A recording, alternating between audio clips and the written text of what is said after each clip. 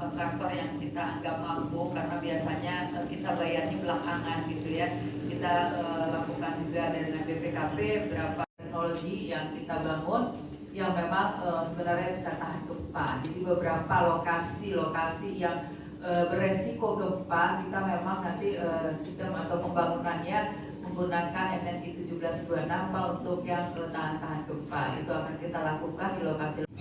Tes.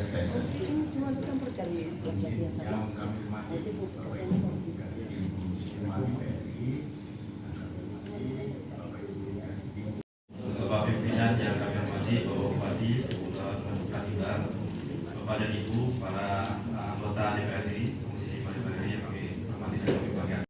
Yang saya hormati Pak Henry Alti Dirjen, yang saya hormati Pak Edi Santana, yang saya hormati Bapak Boyman, yang saya hormati. Kalau kita menyampaikan nanti seperti kita merencanakan pembangunan biasa-biasa saja, tidak bisa.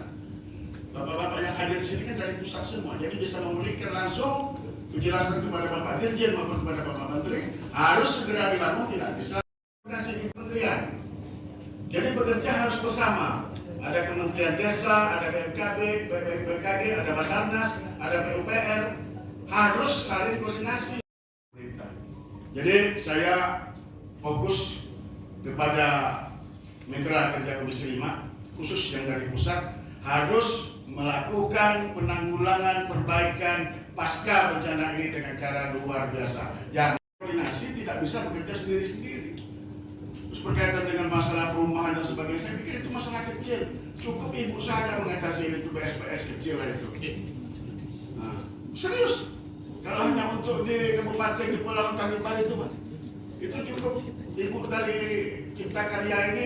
Adalah bagaimana mengatasi iklim, ya Pak Suko, kita nggak terima itu karena iklim terus interpelasi dan seterusnya. Bisa dibayangkan Pak, kalau dampaknya berat, sudah gempanya kuat, korban banyak dan terisolasi gitu, kira-kira bagaimana?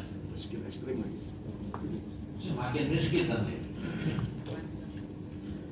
Tadi saya berkunjung ke. Terima kasih sudah nonton. Jangan lupa like, subscribe, dan share ya.